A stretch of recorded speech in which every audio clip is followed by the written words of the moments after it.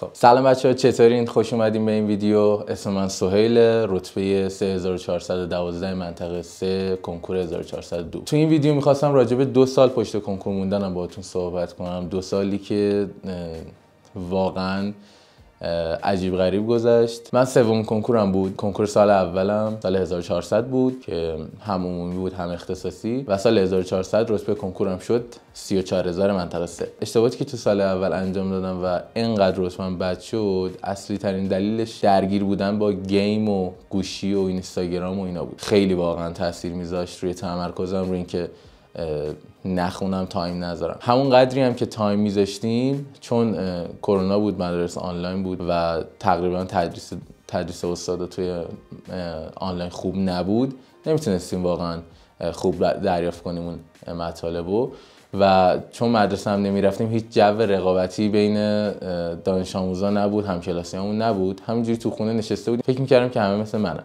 و درس نمیخونن تقریبا. و کتاب تست داشتم، میگم کلاس آنلاین داشتیم، کلاس آنلاین مدرسه، ولی خب خوب انتقال نمیدادن. خودم هم نمیخوندم، تست خیلی کم میزدم، تست واقعا کم میزدم، تستا رو اسکیپ میکردم، مطالب کامل نمیتونستم بفهمم. ساعت خوابم خیلی بد بود، ساعت 3 شب میخوابیدم، از اون ساعت 11 ظهر پا میشدم. اصلا همه چی به هم ریخته، همه چی داغون. وقتی نتیجه سال اول اومد و رتبه‌مو دیدم، خب قاعدتا گفتم میمونم پشت کنکور. تقریبا اواسط کرونا بود. همینجوری گذشت تا رسید به شهریور. از شهریور می‌خواستم شروع کنم برای کنکور 1401 بخونم. هی وقفه، هی اهمال کاری. می‌خواستم آزمون ثبت نام کنم، مینداختمش عقب. آزمون اول رد شد، گفتم آزمون دوم. آزمون دوم رد شد، گفتم آزمون سوم. همینجوری تا دی ماه من بالاخره مشاور گرفتم. گفتم نه اینجوری نمیشه، خودم نمیتونم بخونم، باید مشاور بگیرم حتما. به خاطر همین مشاور گرفتم. باز از دی ماه شروع کردم از اول مطالب خوندن، یعنی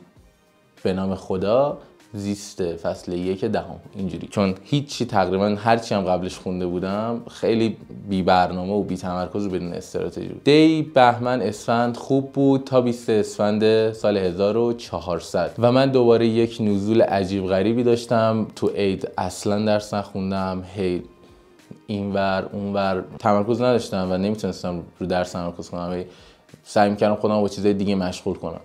به خاطر همین عیدا که از دست دادم دیگه. بعدش هم تقریبا کاری نمیشه کرد، کلی مطلب مونده، کلی مطلب حذفی داری. توقع رتبه‌ای داشتم که اصلا نزدیک اونم نشد. من رتبه سال 1401 هم شد 18900 منطقه 3 و اصلا فکر نمی‌کردم این بشم، چون در این حدم بد نبودم. یعنی اون سال از دی که شروع کردم باز خیلی میتونستم بهتر بشم، یعنی توقع 8000 9000 منطقه 3 داشتم و حتی نزدیکش هم نشد. اون سال اینجوری بود که انتخاب رشته کردم، هممون دعا می‌کردیم من پرستاری آزادی کرج بیارم برم و دیگه نخوام بمونم پشت کنکور. انتخاب رشته رو انجام دادم و خب تقریبا میدونستم که چیزی نمیشه. باز داستان کنکورم و چه منابعی استفاده کردم و همه اینا رو توی ویدیوهای بعدی بهتون میگم. الان میخوام راجع به این صحبت کنم که چی شد که اصلا تصمیم گرفتم بمونم پشت کنکور. 18 مرداد 1401 نتایج کنکور 1401 اومد و من تقریبا 10 روز داشتم فکر میکردم به اینکه بمونم پشت کنکور یا نه. من واقعا نشستم فکر کردم و دیدم من هر موقع یک درس میخونم هیچ وقت اینجوری نیست که نفهممش. یعنی حتی درسنامه میخونم و تدریس استاد نیست، باز یک کم تمرینش کنم و یه ذره درست حسابی درسنامه رو بخونم و از یه منبع خوب بخونم میفهممش. و کلا توی این چند سال تحصیلم همینجوری بودم، یعنی خدا رو شکر چیزی نبوده که متوجهش نشم یا حتما باید مثلا ویدیو آموزشی اینو ببینم. به خاطر همین، چون خودمو میشناختم، چون یه شناخت نسبی به خودم داشتم، میدونستم من اگر مداوم 1 سال تلاش کنم میتونم به اون نتیجه که میخوام برسم. واسه همین تصمیم گرفتم پشت کنکور بمونم. همون سال سوم. وقتی برای سومین سال میخوای کنکور بدی، از چند جا فشار روته. یکی از طرف خانواده است، یکی از طرف اطرافیان، حتی از طرف اون مدرسه‌ای که شاید رو تو مثلا حساب میکردن، یا اصلا یه حساب ریزی که آقا دیگه این قرار نیست اینقدر بد بشه، یا همه چی دیگه، همه چی. حرفای عجیب غریبی میشنوی، شوخی، طنز، جدی، طعنه، کنایه، همه این حرفا رو میشنوی ولی باید ادامه بدی. یعنی اصلا نباید کم بیاری کلا توی این داستان وگرنه باختی. یکی از اصلی ترین فشاری که این پشت کنکور موندن به آدم میاره اینه که یه ذره هزینه ها جور کردن سخت میشه، مخصوصا واسه کسی که توی قشر متوسط و ضعیف جامعه. کتاب، آزمون، کلاس. من واسه سومین سال واقعا روم نشد از بابام پول بگیرم و دنبال یه راهی میگشتم که هزینه‌اشو خودم جور کنم. PS4 رو فروختم. با پول اون آزمون ثبت نام کردم، کتاب خریدم و کلاس نرفتم. من تو سال کنکور آخرم که رتبه‌ام از بقیه بهتر شد، کلاس اصلا نرفتم، یعنی یک دونه کلاس هم من ندیدم. من آزمون قلمچی ثبت نام کردم و فکر کنم حدوداً هزینه‌اش 3200 شد اگه درست یادم باشه و الان مثل این که به 6-7 تومنم رسیده امسال برای کنکور 403. کتابام اطلاع دقیقی ندارم از قیمتش، ولی خب خودتون از قیمت‌های کتاب خبر دارید. میانگین ترازم تو قلمچی توی آزمون‌هایی که واقعا میخوندم بودجه بندی رو تقریبا تکمیل میکردم 6000 6200 5800 تو این رنج بود، ولی به خاطر یه سری آزمونه که اصلا مثلا نخوندیم و نرفتیم بدیم یا رفتیم ولی فقط رفتیم یک درس رو بزنیم و اینا که مثلا تراز میشد چه بدونم 5000 4 خورده‌ای، به خاطر چند تا آزمونی که به این شکل بود ترازا پایین بود و به صورت جدی نرفتیم آزمون بدیم، میانگین تراز کلم 5600. برای منابع هم که استفاده می‌کردم اگر دوست داشتین بدونین تو کامنت ها برام بنویسین و حتما توی یه ویدیو دیگه کامل براتون توضیح میدم که چه منابعی استفاده کردم. بعد از کنکور 1401 اولین چیزی که یه شوک بود تقریبا به کنکوریا تصویب شدن مصوبه 60% کنکور و 40% امتحان نهایی. از 28 مرداد من مشاوره رو گرفتم و تا آخر. از همینجا از مشاورم تشکر میکنم. دکتر موسوی مشبر. وقتی مصوبه تصویب شد، چون تقریبا یه تجربه خوبی داشتم و سومین سال کنکورم بود، میدونستم که نباید درگیر حاشیه شد. یعنی واقعا درگیر حاشیه بشی باختی، واقعا. یعنی خیلی تایمتو از دست میدی، اصلا اذیت میشی کامل و نمیتونی تمرکز کنی، درس بخونی مداوم 12 ساعت 11 ساعت اگر درگیر حاشیه بشی. تنها جمله خوب و اینکه باید بهش گوش داد اینه که آقا شرایط برای همه است.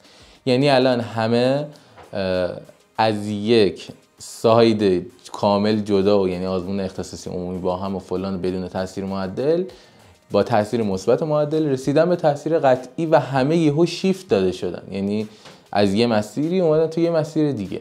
حالا یه سری شانس، یه سری وقتا آدم بر حسب شانس دیگه، یه کسایی عمومیاشون خوب بود، خیلی مثلا سرمایه‌گذاری کرده بودن رو کنکور که برن آزمون عمومی بدن توی کنکور، ولی خب نشده و اومدن روی نهایی که حتی تو نهایی هم عمومی از همه درس‌ها ضریبش بیشتر بود و اگر نمرشون بالا میشد خیلی تاثیر بالایی داشت روی ترازشون. به خاطر همین واقعا بعضی چیزا دیگه بر حسب شانسه که دیگه به سود تو بوده یا به ضرر تو یا برات خنثاست. برای من هم میتونم بگم خنثی بود واقعا، چون فرقی نداشت. من چون اون سال میخواستم بخونم، حالا چه عمومی میخواستم بخونم چه فقط اختصاصی و برای نهایی، و خب برای نهایی هم خودش خوب خوندم. مطمئنم خیلیاتون که الان ویدیو رو دارین میبینین پشت کنکورین، خیلیاتون خب 12 قاعدتون، ولی خب الان روی حرفم با پشت کنکوری است.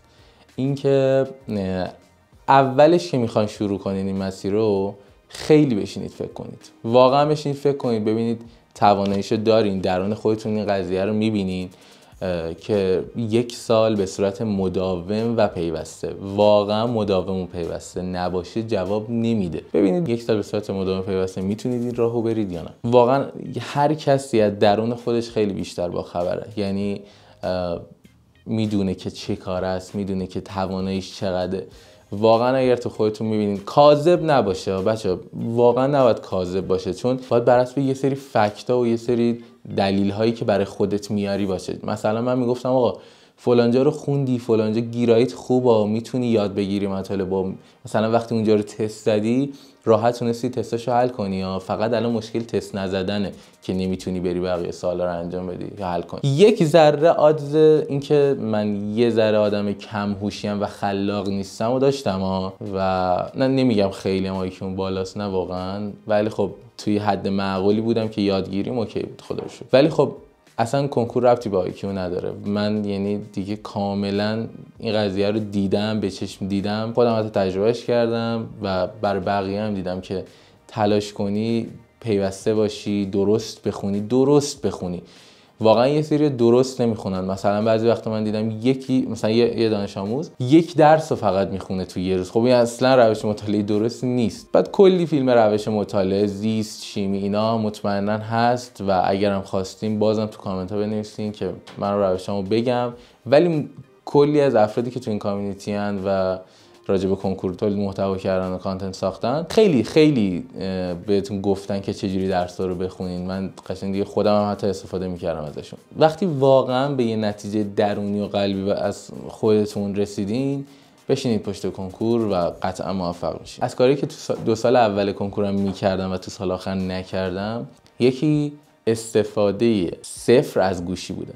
من گوشیمو دادم برادرام، بردن اصلا توی شرکتشون و اصلا کلا گوشی نداشتم من و 2 ماه یه بار 3 ماه یه بار گوشیمو میآوردن که من میرفتم با رفیقام یه چت یا یه صحبتی انجام میدادم. برای ارتباط با مشاورم از گوشی مامانم استفاده میکردم و باز هم اون گوشیه میتونست خطرساز بشه ولی خودم تقریبا کنترلش میکردم. خانواده‌ام بعضی وقتا میدیدن باز گوشی مامانم یه بیشتر از چند دقیقه دستمه بهم تذکر میدادن. پیشنهاداتتون رو برای ویدیوهای بعدی بهم بگین.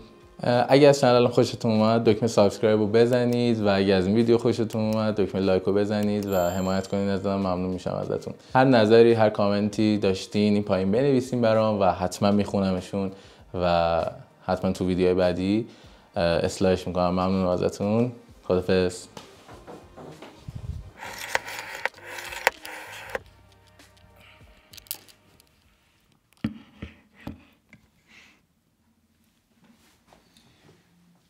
من نمیدونم اوکی ام یا نه. من دارم ویدیو رو بعد ضبط ویدیو میگیرم. خیلی هول شد، عجله شد ضبط این ویدیو. میخواستم اینو بگم که دارم میرم اون شهری که دانشگاه توش قبول شدم. اگه دوست داری بدونی که چه رشته قبول شدم و چه شهری قبول شدم، ویدیو بعدی رو ببین.